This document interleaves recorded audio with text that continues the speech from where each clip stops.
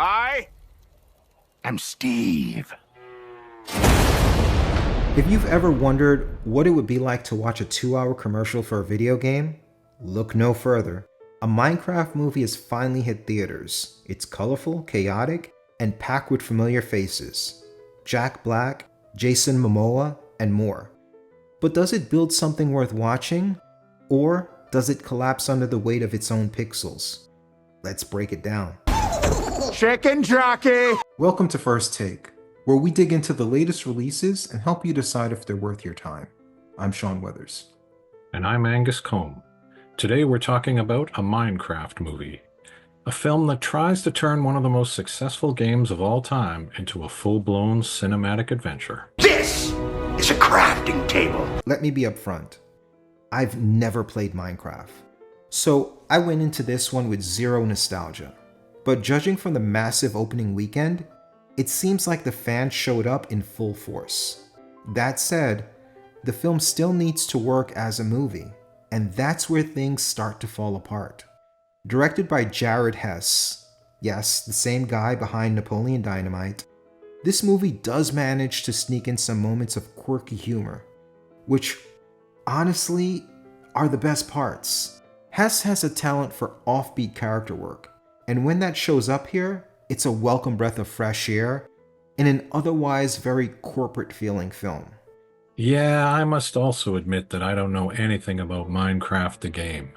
I grew up playing Pac-Man and Space Invaders, and I can't imagine turning either of those into a feature-length movie. I have no idea if Minecraft had more of a plot than those to begin with, or if they just tried to create one here. But either way, it's pretty thin. This is Minecraft. Let's talk about Jack Black. I love him, but here, he literally looks like he rolled out of bed and just started playing Jack Black.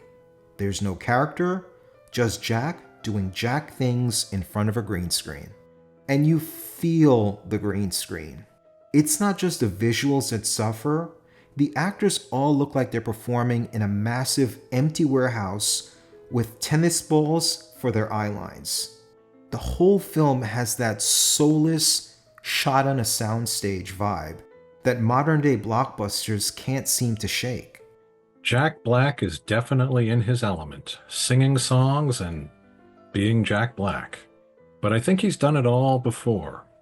Better. The story?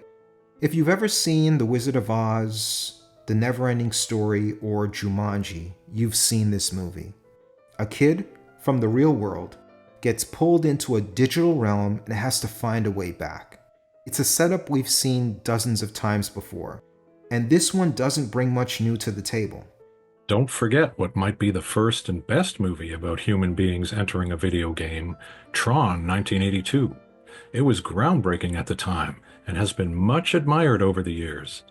I don't think this Minecraft movie will be talked about much in 20 or 30 years. Now, here's the kicker. The film has 8 credited writers. When people joke about Hollywood making movies by committee, this is what they're talking about. The plot lurches from one set piece to the next, with very little emotional through line. And the 3 potential leads, Jack Black, Jason Momoa, and the kid protagonist, you could remove any 2 of them and the film would barely notice. Even the supporting characters feel copy and pasted from some unused Illumination project. I found it really strange to hear the girl, Natalie, talk about being a parent and wishing she could have been a kid for longer. She looks 14 to me. The actress, Emma Myers, is apparently over 20, but like a lot of former child stars, she really doesn't look it. Jennifer Coolidge has a love story subplot that has nothing to do with the rest of the film. And yet somehow there are laughs to be had. I'll admit it. There's a funny sword gag that made me laugh out loud, and Jason Momoa's attempt at Spanish is hilarious. In fact, anytime he wasn't trying to be earnest, he was hilarious. He was the best part of the movie by far. It's always a pleasure to see Stifler's mom, but I have to agree with you, she feels a little tacked on here. Or maybe it's the rest of the movie that's tacked on to her scenes. Maybe I would have liked it better if it was all Jennifer Coolidge. But then there are moments that make you wonder why you're even watching. At one point, Jason Momoa's character clearly dies. It's a kid's movie, so you know he'll be back. But you're at least hoping for some kind of clever twist or flashback to explain how. Instead, when the kid asks how he survived, he just shrugs it off. And when asked how he figured out how to beat the bad guys, he literally says, "Don't ask." I don't know if that's lazy writing or someone trying to be super meta, but it's scenes like that that make you question why you'd emotionally invest in something so openly uninterested in earning its own moments. I think my brain may have atrophied while watching this movie. I never felt any real suspense or a sense of danger. It felt like a cartoon world in which everything was pretty much going to be okay. Look, video game movies have taken up the culture space that superhero films are leaving behind. But instead of innovating, most of these adaptations just repeat the same formula. Big stars, familiar IP, green screen overload, forgettable plot. This is what the post-Marvel cinematic landscape is starting to look like.